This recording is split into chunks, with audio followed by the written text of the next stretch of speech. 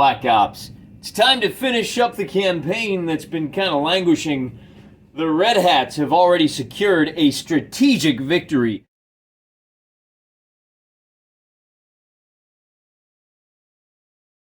Today we're going to find out whether they achieve a total victory.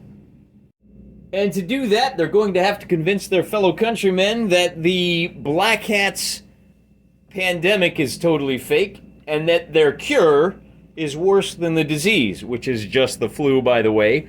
To do that, they're gonna have to convince them using the one tool that works like a charm, and that is the magic box. If the man in the magic box says it's true, it must be true. So the Red Hats are gonna try to break in to the fake news network Central Broadcasting Tower, and if they can broadcast on FNN that it's all fake, then the people they're trying to convince will finally believe them. In the parlance of Black Ops, we are doing the sabotage mission, except instead of trying to blow up the joint, we're just trying to spend 2 actions uploading the intelligence into the network, and that means, as you can see, we are going to be using the city today. That's how Guy Bowers recommends it appears, and here's how it appears here. We've got the 7-Eleven gas station, we got the Taco Bell, of course we got the Taco Bell, nice little diner, and then there's a fence surrounding the whole place. So the challenge that the Black Hats, or the Red Hats have, is that there is a gap in the fence over here, but that's kind of far away from cover. There is a gate over here that's going to take 1 action to hack into and open. Anybody can do it, but they're going to have to make a check. I'll show you how that works if we go that route. First, let's take a look at our forces. Forgive the crease in the ground cloth here. Forgive the crease in the ground cloth here. We can see the 3 big boys up front. We have got a tech. This is the faux urchin himself. He's the guy who is responsible for hacking. If he goes down, it's an automatic loss. We have a new leader. Old, what was the old red leader? Ron Wildcard Jr. has retired. Remember, he got gunned down on the last one. So we have a new leader for the Red Hats. This is Mr. Lesgo. His first name is Brandon. And then we have a sniper. So they're going to go respectively on aces, kings, and queens. And then these 8 guys in the back, those are the mooks. They're going to go on the jacks. Taking a look at the security forces.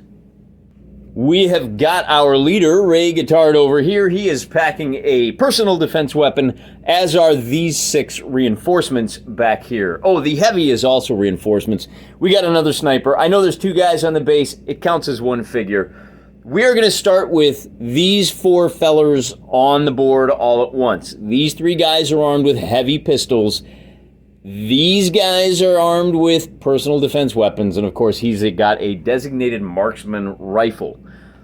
So we're only going to have 4 guards to start, and then when the reinforcements come on, we got to figure out where they come on from, but let's go ahead and take a look at the Battleground Setup first. Here is our initial deployment. The rules are a little weird. We're not going to use those strictly speaking. We're going to do similar to what we've done in the past. There are 2 guards. These guys have heavy pistols. They're going to be doing a counterclockwise circuit. And every turn, I'm going to move them 3 inches. And I'm going to roll a D4. No, I'm not. I'm going to roll this D8. And that's going to tell us which way they're looking.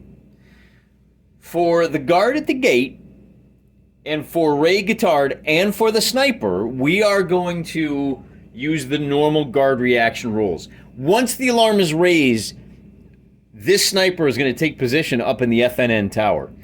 He is not going to leave the compound under any circumstances. Doesn't matter what we roll, he's going to stay inside the compound. Likewise, Ray and the gate guard are not going to enter the compound. We're going to kind of slide them along the fence or whatever. With that in mind, the Red Hats have opted to come in on that side of the board. We've got a fire team of 3 over here, 2 behind the tree, and 3 over there behind that green Jeep. The sniper is coming in here. And then Brandon and the faux urchin are going to come in just to the left of that mobile home. RV, trailer. And if you can't see them, it's good because it means the guards cannot see them either. Let's go ahead and shuffle the cards, and we'll get started on turn number 1. As usual, we'll cut in the open, and I'm not good, man. I hope you don't expect me to be a dealer. I'm not a big Vegas guy. And I guess we'll drop them right here. It looks like there shouldn't be too much action in the south. The Black King is going to be the heavy, and that's this feller right here. Using the guard reaction table, what we're going to do, he is going to roll on the guard reaction table, and on a result of 3, he is going to turn 90 degrees and move 3 inches. On an even result, he turns to the right. So he turns to his right and moves 3 inches this way, and he is now looking over there. The next card is the other Black King. So he's done, and on a result of a 4, he is going to turn 180 degrees, and he's going to move 6 inches, so he wanders on over to the pickup truck. The Black Ace is Ray over here. Ray is going to roll on the chart, and on a result of a 4, he's going to turn around and move 6 inches, so he moves up to the fence line. Oh, this is good news for the... All right, so the Jacks, good news for the Red Hats. The Jacks means we got to do all 3 of the guards. This guard is going to move 3 inches to there, and then he's going to face to the west, which he's already facing, so that's convenient. The next guard is going to move 3 inches, and he's going to face to the northeast. So unfortunately for the Red Hats, he is now looking directly at... Let's see if we can bring her up. There we go. He's looking directly at basically half of the infiltrators. We've got one last guy, the guard by the gate. He's going to roll on the chart, and on a result of a 3, he is going to turn 90 degrees and move 3 inches. On an even, he is going to turn to his right, and he is going to move 3 inches to here. So he is now facing to the south. That's it for the guards. Red Queen, no one is looking at the specialist, so he's going to... Well, wait a minute, that's not true. We're going to have to check some lines of sight here. He's going to move 3 inches and hunker down behind this tree. Because he's within 12 inches of this guard, we're going to have to make a search check. Here's what it looks like from our guard's perspective. Our guard is hiding behind this massively oversized truck. I got to get some 15mm scale cars, man. Some of these Hot Wheels are oversized. You can see our boss man and our tech over there. They're not going to move. If he moves, that's going to give that guy... Well, I suppose he can move 3 inches. I guess what we'll do is we'll bring him over to here, and he's going to go hidden, and that's really about all we can do. The next card is going to be the Ace. That is our boss man, and he's going to do the same thing. He's going to just pull out of the line of sight. And the next card is going to be good old Ray, who is right over here. And we'll roll to see what he does on the guard chart. On a result of a 2, he's going to turn 90 degrees. On an even, he turns to the right. So he turns to the right and moves 3 inches. His right is this way. And then 3 inches should put him pretty close to the corner there. Yep. So he's going to turn this way. And it's going to be time for the next card. It's going to be the Red Ace, as you can see. And because the guards are still looking at him, he's going to hold his action. The next card will be the Red Queen, who is also going to hold his action. And then we finally get our Red Jack. Red Jacks, that's great. We got to go back to the overhead view so you can see where these guys are going. These guys can go 3 inches and go hidden, which is exactly what we're going to do. We're going to bring these 2 up to this tree. We are going to bring these 3 fellers over here to there. And then we have one more group, and they're going to go 3 inches up to this tree here. And I think that's about all they can do. They're going to slide through, so they're still hidden from this guy who's looking right at them. Then we got our Red Joker, and they're still pinned back there by the guard, so I think, boy, can you move 3 inches and do you maintain your stealth? you can't, although this billboard is blocking line of sight, so, boy, we could probably bring these guys around to here. We're not going to move anybody. They're going to play it safe. Next card is going to be the Blackjack. Here we go. So this guy moves 3 inches and then faces to the north. So 1, 2, 3 puts him here, and he's looking up at that red car. Then that guy is going to roll on our reaction table. And on a 6, he's going to say, huh? He's going to move 6 inches straight ahead.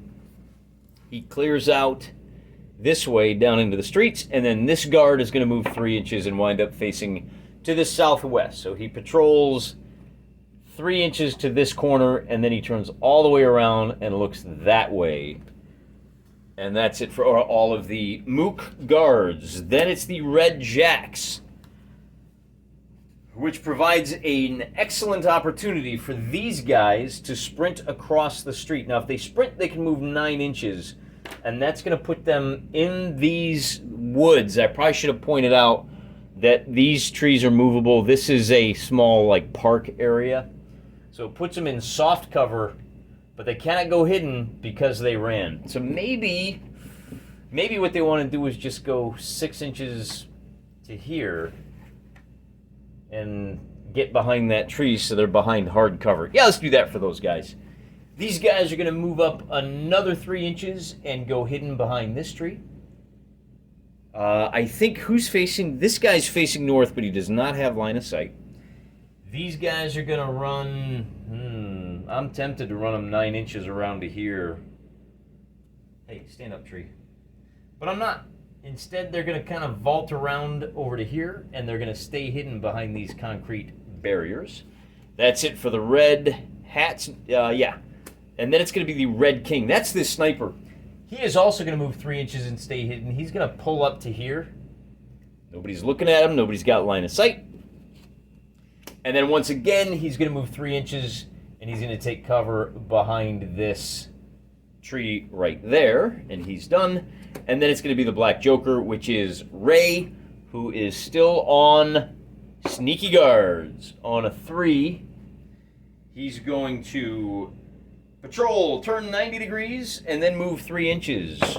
On an even, he turns to his right, which is this direction, and then he moves 3 inches over to here. So that's it for Ray, and we're done with the first turn. We're going to have to shuffle them up and see how are things going for our boys. Not too bad. They've been able to kind of get in position.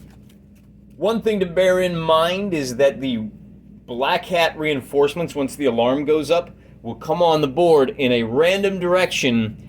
Not the board edge the Red Hats came in on, so it'll be on a 1, 2, 3, 4, 5, 6. That'll be the edge they come in on. Blackjacks get to go.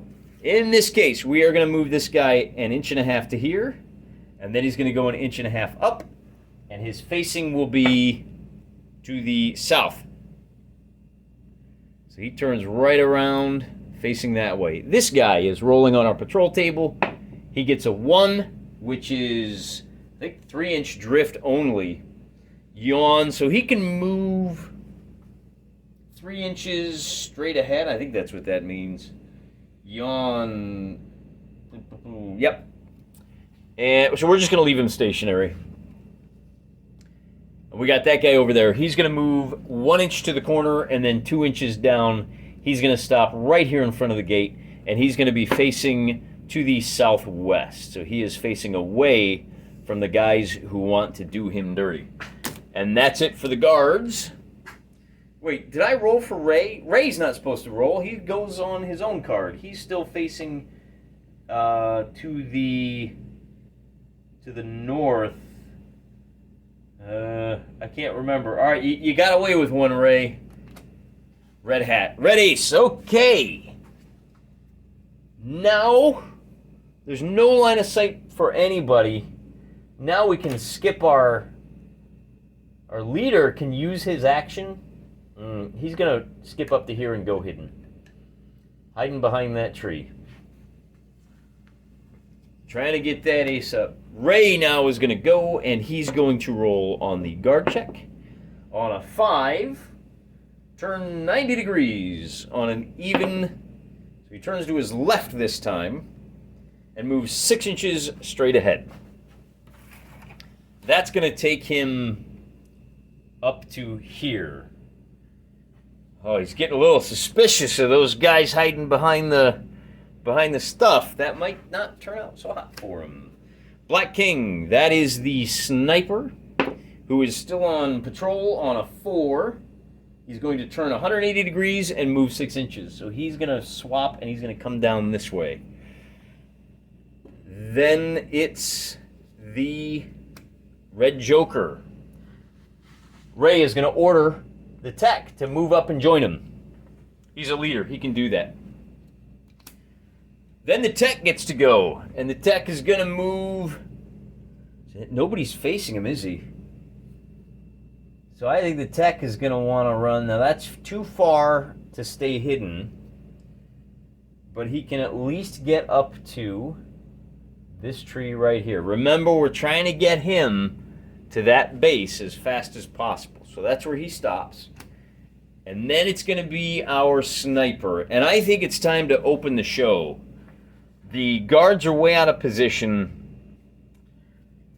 Our sniper is right here. He's going to take a shot at Ray. That is, of course, less than 12 inches. He is firing with a sniper rifle, which means he's got a range of 12 inches. He's got a scope, so he ignores distance shooting. And he's just going to fire one shot. He's got a shooting skill of 3. And he's not moving, so that goes down to a 2. He hits on anything but a 1. And he gets a 1. That means a noise marker goes up. And that noise marker is going to add... Chow! And now Ray gets to go. Now Ray is going to add 1 to his patrol check. And he gets a 2, so he's going to turn 90 degrees. And that's it. On a D6, he's going to turn 90 degrees to his left, which means he is now facing this way, and he no longer has an opportunity to make an observation check. Sorry, Ray. Then our big boys get to go. And, man, we could take out their leader. We could score a total of 5 shots against him if we open fire right now. These guys are going to move 3 inches to here and open fire on this guard. We are going to do it. We're going to open the ball, and we're going to take 3 shots here. Let's do this shot first. They did move just a little bit to get in a little better position. They're shooting at this guy. They have got, I think because he's not aware, they have some additional bonuses, don't they? Shooting, because they're at close range, they are at effective range for +1, so they're hitting on 4s. That's not right.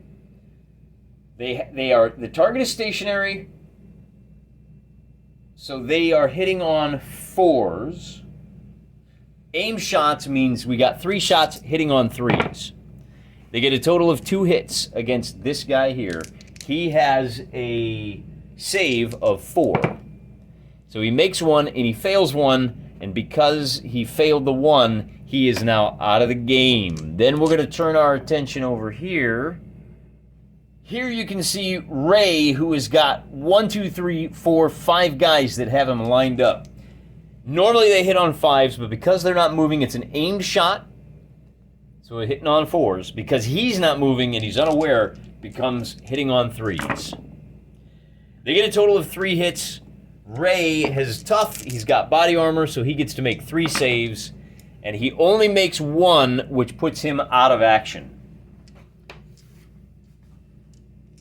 That is a total of 8 noise markers that go down on the table. And with that, our sniper right over here becomes, he's the heavy, he is now the leader who has to raise the alarm. But before he can do that, well, there's our red ace. Ray is out of the game. Oh no, I'm sorry, red ace is our boss man. Look at that. So he can move 6 inches. He can run, where are you gonna go, boss man? He's gonna run 9 inches and take cover behind the truck. That's all he can do. And then our jacks get to go. So we're gonna move these 3 jacks over to, oh boy, let's move them. They get 3 inches if they want to take a shot. But they don't really have a line of sight at anybody. I think we're gonna move them into the woods here. They're gonna move 6 inches into the woods and take cover right there. So their saves go up by 1. Then we've got these guys over here. They have got a total of 2 shots at this guard who is not moving. He is at effective range, however. So the 5 becomes 4 for the 4 because they're aiming, back up to 5 for the distance, back down to 4 because he's not moving. So 2 shots on 4s, both are going to miss. And then we've got these 3 guys over here, and they're going to race up to, where are you going to go, guys? Let's bring them up to here. 1. We'll leave him kind of close. He's going to take cover behind the bench, and we'll bring them all up there. Now, because they move pretty far, they're going to be shooting at -1, but it's close, and he's still unsuspecting. So altogether, it's going to be hitting on 4s, and we got 3 shots at him. Deadly shots, 2 hits. He's got to make 2 saves at 4 up, and he makes them both.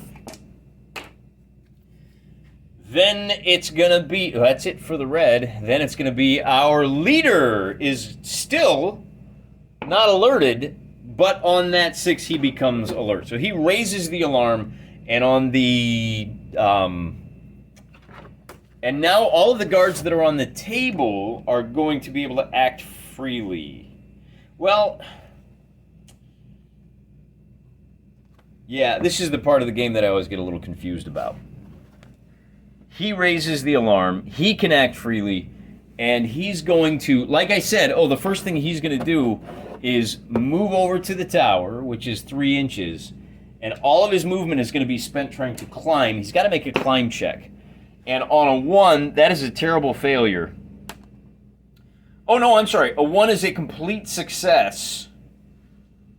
So he can do his full movement, but that's all that's going to happen is it puts him up here. And he now has 360, and because the most noise was coming from this direction, we're going to face him in the northwest direction. So he's ready to start taking shots at any of these red hats. But that's all he can do for this turn. Then it's going to be the Red Queen, and the Red Queen is going to move up and join with the boss man. And they're going to stay hidden behind that truck. Then it's Red King. So now we got ourselves a little sniper duel, don't we? Beyond 12 inch. Actually, he's got a scope, so range penalties do not apply. The Red Hat sniper has a skill of 3. He's not moving. So he's shooting at a guy, and he hits on, I don't know, do we suppress him? I think maybe you roll 2d6. To go for the suppression on that sniper, because he's the biggest risk you face. So yeah, we're going to roll. Oh, that's great. That's about as cocked as it gets, isn't it? So 1 and a 2, and he misses completely. Nice going. Black Ace is out of the game, and then the last card is going to be the Blackjacks. So let's roll. Well, now we're not under guard anymore. The alarm has been raised. We're going to swing him around, and he's going to open fire with his pistol in this direction. He is going to, he knows there's guys over there. He's going to come over here. take cover, and he's going to start firing at those guys. And I think there's only 2 guys on the board right now. The heavy pistols have an effective range of 12 inches, which is close enough. They do an additional damage. So the first thing we're going to do is lay down some suppression fire. He's going to hit on... so he's one of the veteran guards that started. He's hitting on a 4. He only moved 3 inches, so he's still at effective range. And that means 2 shots, hitting on 4s. They're behind cover, hitting on 5s. Looking to suppress... Oh, I'm sorry. He only gets 1 shot, but he's looking to drop a suppression. So normally hits on 4s. They're behind cover. The suppression negates that, so he suppresses on a 4-up. And that's going to be 1 suppression marker on this crew right over here. Then, likewise, he's going to fire suppression on those guys, and it's going to be... Now, in this case, it's beyond 6 inches. So the normally hits on a 4, but it becomes a 5 for the distance, and then a 6 for the cover, and then it goes back down to a 5 for the suppression. So that is a failure. Then we're going to have to figure out where our guards come on. And we're going to roll a d6 to figure out which side of the table. And as I said, 1, 2, 3, 4. So they're coming in from the south. Reinforcements can be activated when their cards come up, but reinforcements come on at the end of each full turn. Roll a d6. There's a little bit of conflicting stuff here, guy. You got to help me out. So what we're going to do is we're going to roll a d6 because their card came up. That's a result of a 1, and then it's the end of the full turn. We're going to roll a d6, and we've got a running score of 4 for the reinforcements. When we hit 6, the defender can bring on 10 points of troops. The defender may choose to wait until the running total reaches 12, in which case he can bring up 25 points. I don't know if we're going to want to do that. We might. It says those points come on a random table edge, so forget that I rolled for which table edge. We're going to shuffle them up, and then we also roll an extra d6 on that Joker card. So I think that means if they're available, they activate on their card. Oh, and by the way, the suppression goes bye-bye. Red Queen gets to start. That is our hacker who is going to he's going to hold his action until the boss man can help him out, which is right now. So they're both going to try to climb that fence. They're going to try to get underneath here and get into cover underneath the tower, which means they're going to have to make a climb check. We're going to start with the hacker. He gets a 1, which means he can do full movement, so he does. He's going to bust on under there. And then we're going to roll for Brandon, who scores a 5, but he had help from his buddy, so that becomes a 4. So on the climb chart, a 4 means you do it, but your movement ends, so he has to stop right here. Next card. Black King is going to be the sniper who does not have line of sight down there. He's engaged with a sniper duel over here. We don't need any noise markers because the noise is up. Then he's going to take the shot. That's he's behind cover, so they're both stationary. He's not unaware though. So stationary, normally hitting on a 4. Then it becomes a 3 because he's taking an aim shot. And with a 4, he hits. The Red Hat Sniper has a save of 5, and he's okay. Wait a minute. I have been doing that wrong this whole time. If you take a hit and you save, there's a thing that happens. Well, if it's there,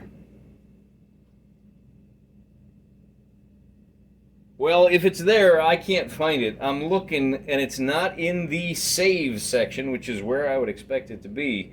Just talks about what happens if a save is failed. I thought if you succeed in a save, you treat it as suppression, but I don't know if that's true.